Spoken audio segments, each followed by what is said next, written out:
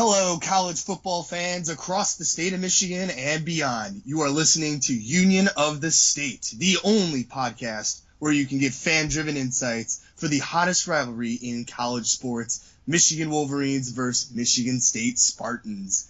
This is episode 8, and we are very close to the big game that this podcast is centered around, the Michigan versus Michigan State game, the battle for the Bunyan. But we still have one more week to go. I'm coming off of a bye, and by I mean my Michigan Wolverines. I am Chicago Joe, and my cousin good guy Rick is heading into a bye. Everybody's getting well rested, well energized, refocused before the big game. But first, be sure to follow us on our social media platforms. You can follow Rick at where on Twitter? It's at Good Guy Rick. Rick is R-I-C. And then that's also our YouTube page, Good Guy Rick. Good Guy Rick is all one word. Please do not space it out. We like to keep it all one focused word. Goodguyric. Follow us on Twitter and on YouTube. Going to be looking to get these episodes also onto Spotify and Apple Music shortly, so stay tuned. We'll be bringing lots of updates via both of those platforms. Also, please remember you can send your podcast ideas, comments, and any questions for the guys ourselves to Union of the State. Once again, all one word. This is email. unionofthestate@gmail.com. Hit us up. Get at us on all of our platforms, and we'd love to shout you out on the show. Yes, sir. So let's get into it. I was just saying Michigan came off of bye this week, so I'm going to turn it over to Good Guy Rick immediately. We were talking in the last episode Michigan State versus Indiana in Bloomington. Would it be a track game? Would Michigan State show up to play? It looked like it was sloppy at times, but I don't think the result of the game was ever in doubt. And I watched this one for a good portion, even though I was out in Texas. But I guess football means more than life itself out there. So it was actually pretty easy to get a hold of watching that game. So I'll just turn it over to you, Rick. Just general impressions on the game, and then compare it to how you felt going into it. Sort of, was it about what you expected, or, are you pleased with the efforts that they had to sort of put in there to grind out an ugly, I believe, 20-15 win over the Penix-less backup quarterback-led Indiana Hoosiers? Well, I'll start with the good. From a defense and special team standpoint, I was very happy with what I saw, and that was what I expected. Defensively, I thought they would frustrate Tuttle all game.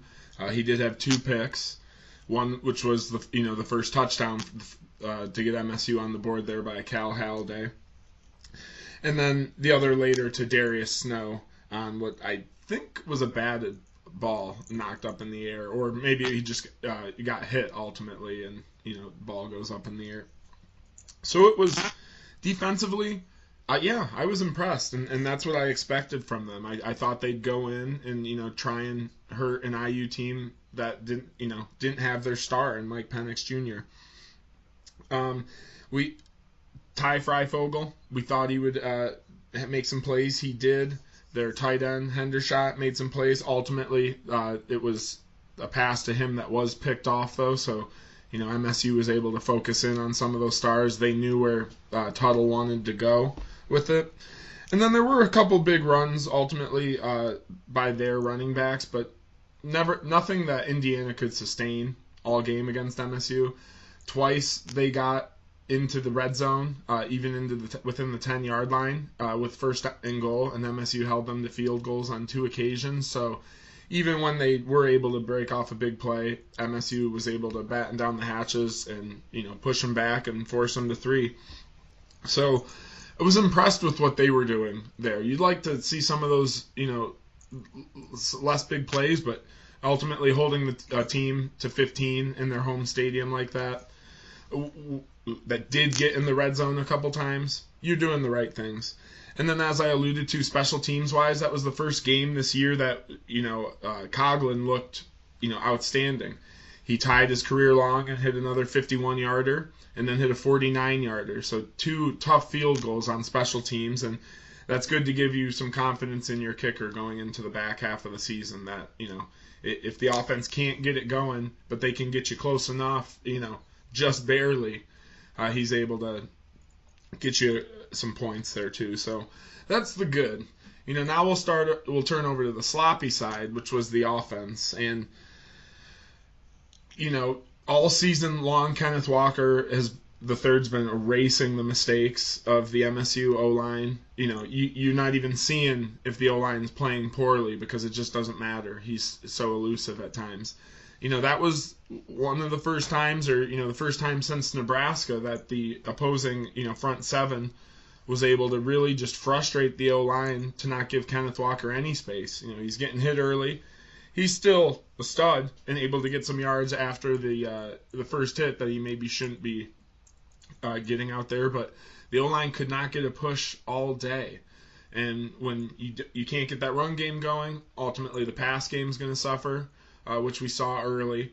There were some big plays late, and shout out to Tyler Hunt, the tight end that had no business completing a pass to Peyton Thorne along the sidelines.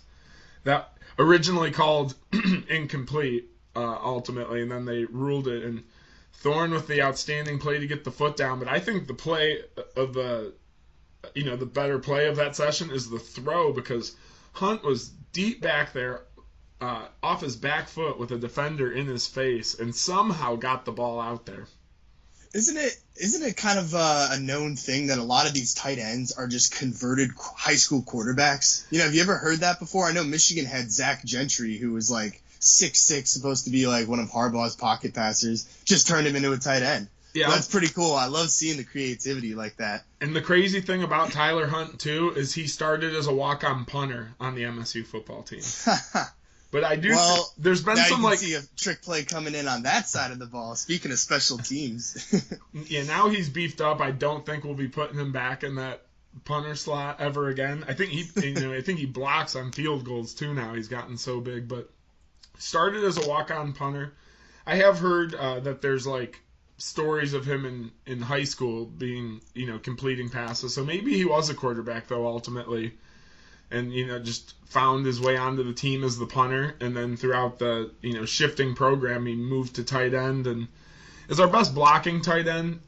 He had the touchdown catch, actually, later in the game. So it was, offensively, the player of the game was Tyler Hunt. Just with that catch and ultimately the throw earlier. But, yeah, the problems all started with the O-line.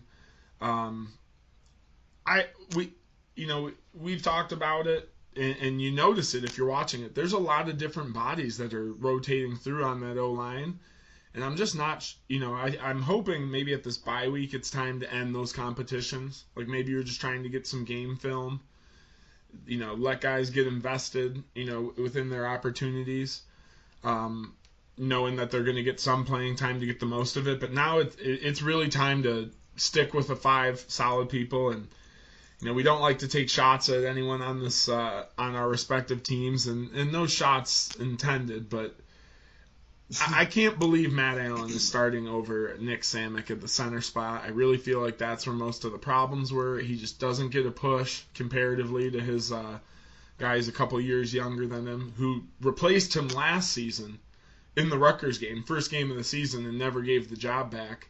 And then this year it's been I think. I'm not exactly sure, but I think they've split the starts like in the season. And I'm ready for it to be Nick Samick's job. I think you got to have that consistency to get better. And then, obviously players, good players can make plays. Our Jared Horst is, probably our best O-lineman on the left tackle spot. And, he's doing his own thing out there, but starting with that run game and that interior, I just feel like we get a better push with Samick at the lead. So I'm hoping that's something we see going into the Michigan game, is that core O-line being solidified there. Hopefully, like I'm saying, Nick Samick is leading that spot. But yeah, it was rough at times to watch offensively. And then Bryce Behringer, great punter, able to flip the field, a couple times. So, yeah, the offense didn't show up, to my expectations at least. I thought they'd be able to put, a couple more scores on them. And then, yeah, defensively kind of overplayed, where I had them expectation-wise. And, yeah, Player of the game, let's go with Matt Coughlin for the 51-yard field goal, tying his career long. I think the interesting thing about watching that Michigan State game is how much it reminded me of the Chicago Bears, because it fully was just reliance on defense and special teams. And it's the same thing I noticed watching the Bears that Michigan State was doing, where it's like, at best, the offense is sort of moving the ball just enough down the field where they're setting the defense up for better field position. But at worst, they could give turnovers, which there were 2 interceptions in this game. A couple of them that prevented Michigan State from getting points on the board. And also at worst, if the offense is getting consistent 3-and-outs, that's going to tire out the defense even faster. So I'll throw it back to you then, Rick. We've been talking about this in some of the earlier episodes. Michigan State's offense has sort of had a reliance on big plays, getting those big chunk yardage plays to set them up for points. Is that a concern to you that maybe there's too much over-reliance on those beefy plays, and that could eventually lead to, cases like we saw against Indiana where the offense isn't moving the ball that much, and now the defense has to basically step up and save the day?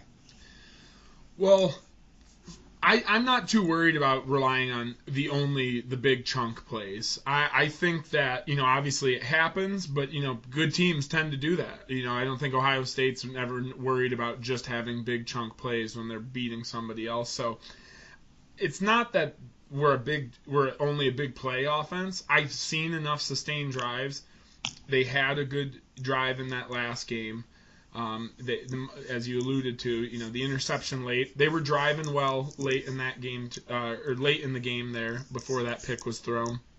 But where the cause for concern is if the offensive line can't get going and get some consistency and give the offense the push they need, we're not moving the ball then at all. Or at least that's how it felt for majority of the game against Indiana. Kenneth Walker finished, we finished as a team 100 rushing yards. And then passing was like about 150. So, not what you're looking for from your offense. The defense, that being said, good teams rely on their defense to win some games. And especially on the road. Yeah. Especially on the road. So that's where, we're, as I got into, very happy to see the special teams and the defense do that. Though it is nerve-wracking, as we're moving into the Michigan game, Ohio State, Penn State, Purdue, even Maryland that can, get a little offense firepower going every now and then. So you're not going to be able to rely on the defense in every, in most of those games, let alone every game. The offense is going to have to put up points because you're playing overall better teams. So not a cause for concern with the chunk plays, but even just getting those consistents, keeping, Kenneth Walker at 4 yards a carry, those small pushes, giving the quarterback enough time to make a pass, and also threatening with the running back so that, obviously they're not blitzing him every play there too. So it's reared its head back now. Nebraska was the only other game that we, kind of felt this way. That being said, I think we'll be at 7-0. So overall, I feel like the team is in the right direction. It's just the offensive line is in the hot seat. Well, I will say, and I know we've talked about this topic before on this podcast, that there is value to experiencing adversity, especially when you can still come out with a W. Because you can experience a lot of adversity and come out with a loss, which is even worse. But at least Michigan State didn't pay the ultimate price of dropping a game here. And I will say this, I think there's also value in being able to grit out ugly wins. And this is something that, as you and I know, having watched the Big Ten for all of our lives, games get ugly in the late October, November, because the weather gets worse, and a lot of the playing itself becomes low-scoring defensive grudge matches. If I'm a Michigan State fan, this is a good precursor to the rest of the season. As you guys are heading into your bye, and then the real gauntlet of games is going to start, obviously, with Michigan State and Michigan.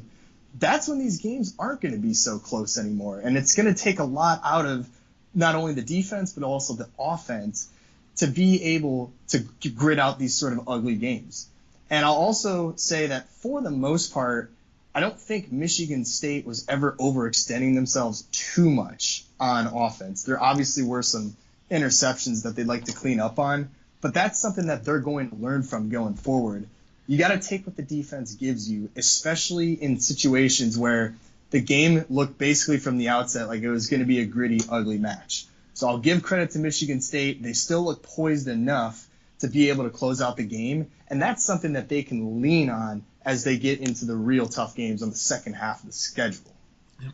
That front seven for Indiana, led by McFadden there, they were playing that game like it was a rivalry. They were playing that game like their entire season depended on that game, But obviously we don't want the blueprint being laid from that and being repeated as we're playing better, more talented teams. And yeah, I'd say that last pick was maybe Peyton Thorne feeling a little pressure trying to get one more score on the board. Because obviously you'd be happy to go away with a field goal and push it to 8.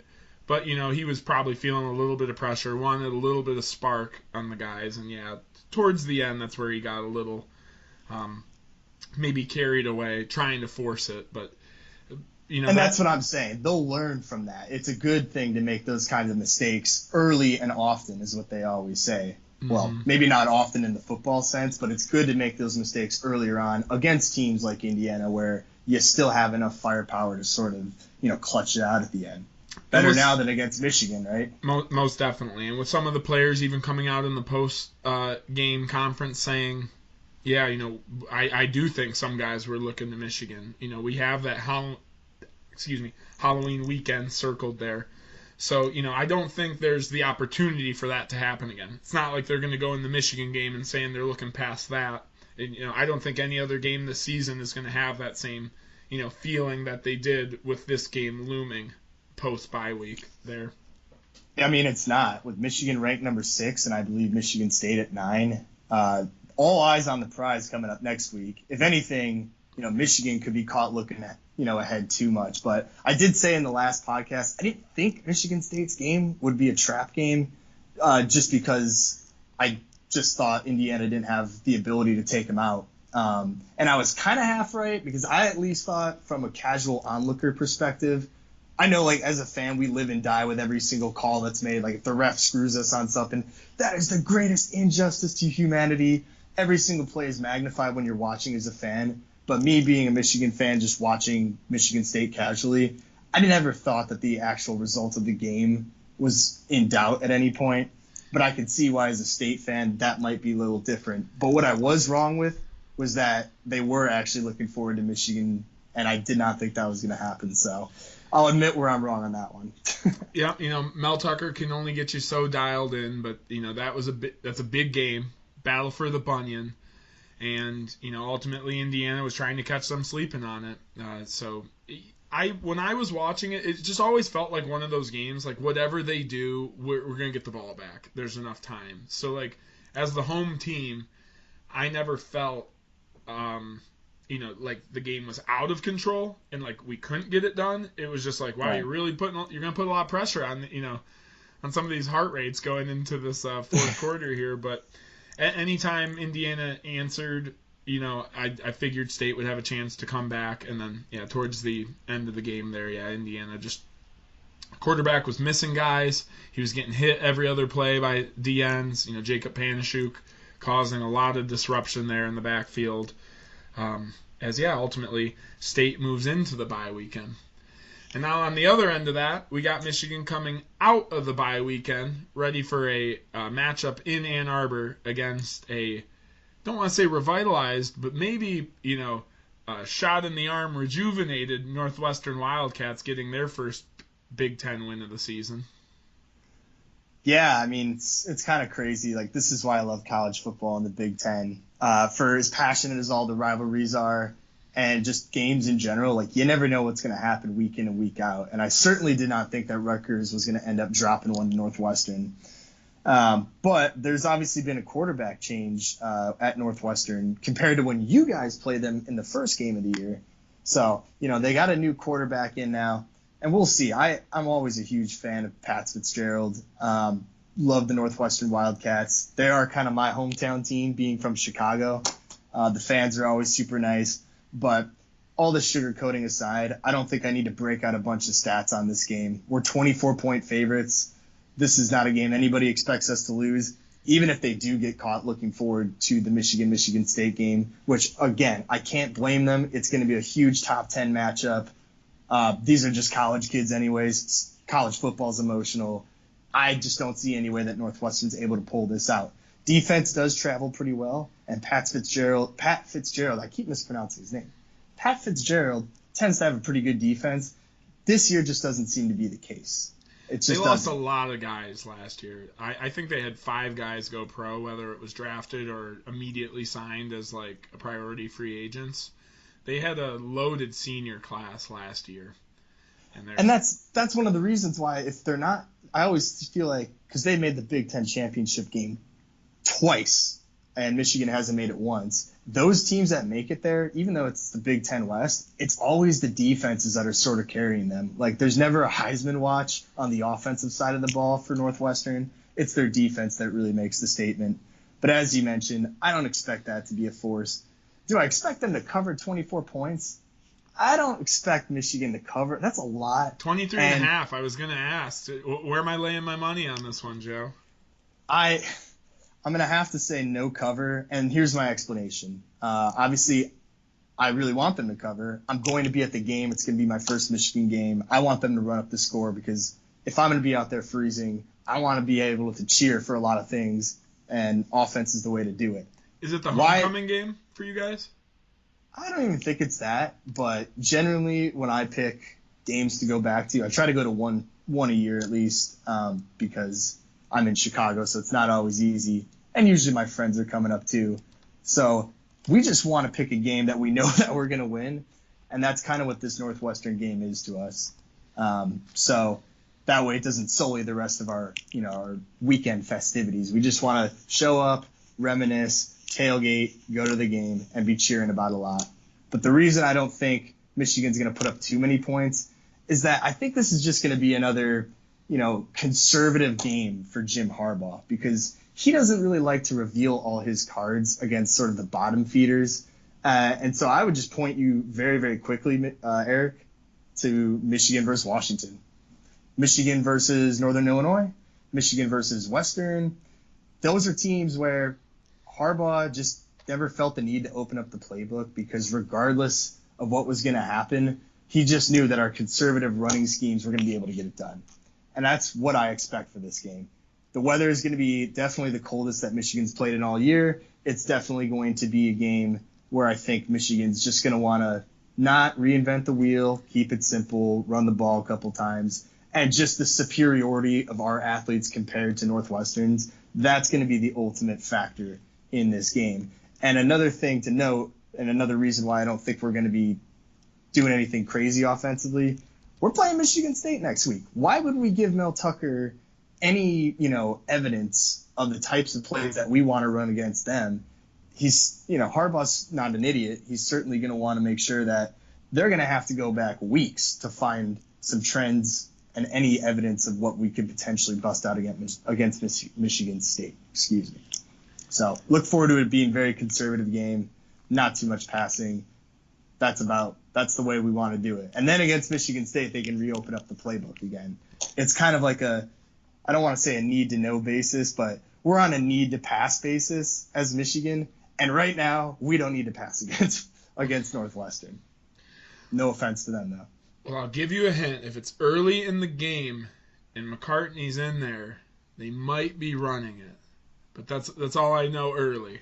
Late in the game, I could see him dropping some dimes over the field. McCarthy, excuse me. Right. And then, as you said, Northwestern quarterback change about third game in. They went from Hunter Johnson to Ryan Helinski here, a sophomore quarterback. And then they still have, I think it was Evan Hull, the running back, yep. And then Steven Robinson Jr., who's kind of their slot guy, who's the elder statesman there on the team now, still getting it done. But, it's going to take a lot from those guys ultimately to, help keep them in this game, as their defense, I feel like, just will simply be outmatched from the get-go here. Yeah, a lot of things are going to have to go their way. But, again, there is always that emotional consideration. Rivalries are so big in college football. And I don't care if you're going for the brass spittoon, which is literally an urn that you spit into. But it's made of brass, Joe. It's made of brass. What's the Michigan State Penn State one? This is ridiculous. If you looked it up, I'm gonna go on a sidebar here. No, what is it? It's the land grant trophy. So a good reason for it, in that those are the two universities that took advantage of the land grant, where if you're an agricultural school, you got the funding to start up in about 1855 or something like that for state.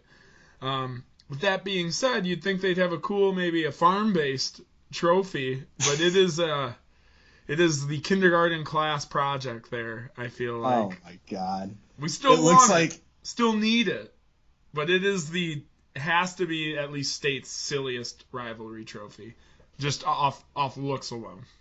It's some 1800s trophy stuff, like this piece of abstract art. That's what we're sending these boys into the trenches for. That's what I'm saying. Like the brass spittoon, you get that one. That was they needed spittoons in the 1800s or early 1900s. The trophy though, it's just like, you just collaging a couple things on there with a Nittany lion in the corner, some blocks hanging with zero support off the edges. It's a mess. I'll try and link a video or a picture of it in this video here.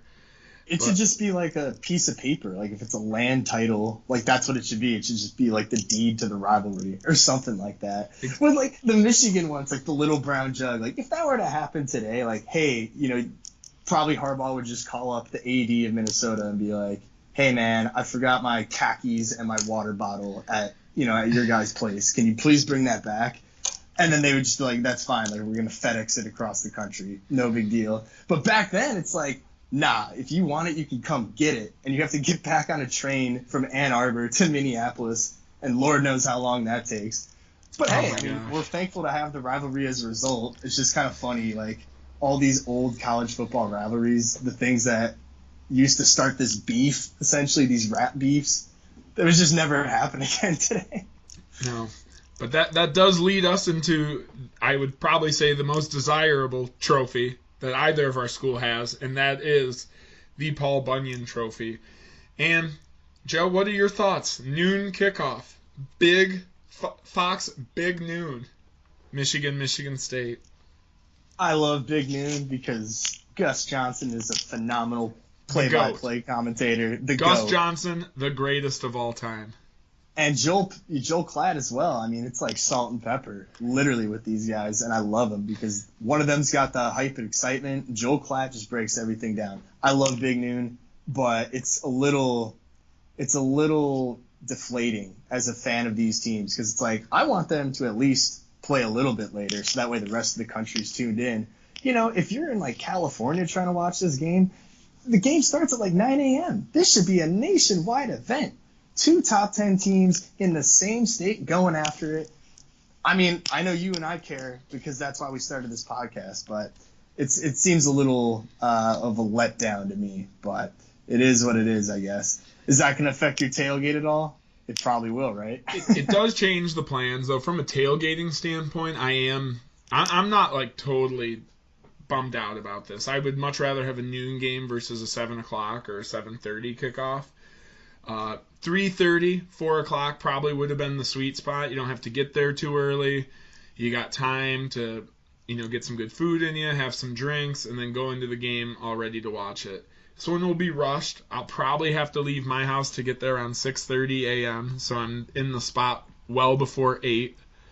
And then, that's what I mean. It's a quick setup and a quick breakdown. It's kind of, like you said, a little deflating. But that being said, start the day with it. You don't have those, anxious butterflies waiting for that late night kickoff.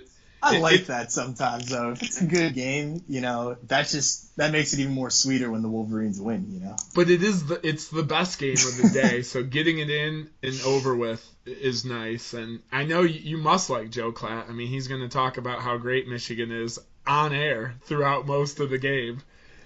He definitely likes supporting Michigan, which is nice because listening to some of these other commentators, like back when Brent Musburger was calling games for ABC, couldn't stand that weirdo. He's just creeping on the girlfriends of every one of the players. He's not interested in calling the games. But he is interested in talking shit to Michigan. Old Brent Musburger. I used to always think he was a big Michigan guy, too. It's funny you mentioned that. Don't even get my mom started. My mom is like, I can't stand that guy. It's been a long time, but I always thought he was a big Lloyd Carr guy. Well, maybe he was, and maybe he got soured in the Rich Rod era. There. It's possible. But overall, it's going to be a great day. They're not going to be... That atmosphere is going to be crazy. It doesn't matter what time it is for what it'll be in the stadium. It's just a matter... Hey, you might have a lot more, And East Lansing was thinking about it. There's going to be a lot of sober people in that stadium ultimately, or not as, not as intoxicated. Yeah, intoxicated, not feeling themselves as much as it would have been if it was at 3:30. So it could be a little bit more fiery in there, even with that too, because you don't have people loosey goosey. But true, can't this is what. When we started this podcast, we couldn't have had anything better than meeting at the middle at 7-0. Each getting a week rest, within the couple weeks before them. And ultimately, battle of the two top 10 teams in the state as that Big Ten East is going to get settled out here in the next 4 to 5 weeks. So it's just going to be the first of a slew of interesting games on both sides. Yeah, I mean, that's the one good thing is that Michigan State is sort of the icebreaker, and then it's just going to be a rush for all the top teams in the Big Ten East. That's why this podcast was God's plan. It came to you in your dream, good guy Rick, and somebody just told you might want to start the podcast this year. It's been an interesting one. Your teams are going to do well, so it looks like it's all working out just how we scripted it, huh? You couldn't have wrote it any better. I was just about to say. So, with that, we're going to say U of M, there's no reverse jinx. Go get it done against Northwestern. I'm knocking on wood over here. 7-0, the rivalry team is going to take, the O away from one another, whichever way it goes here.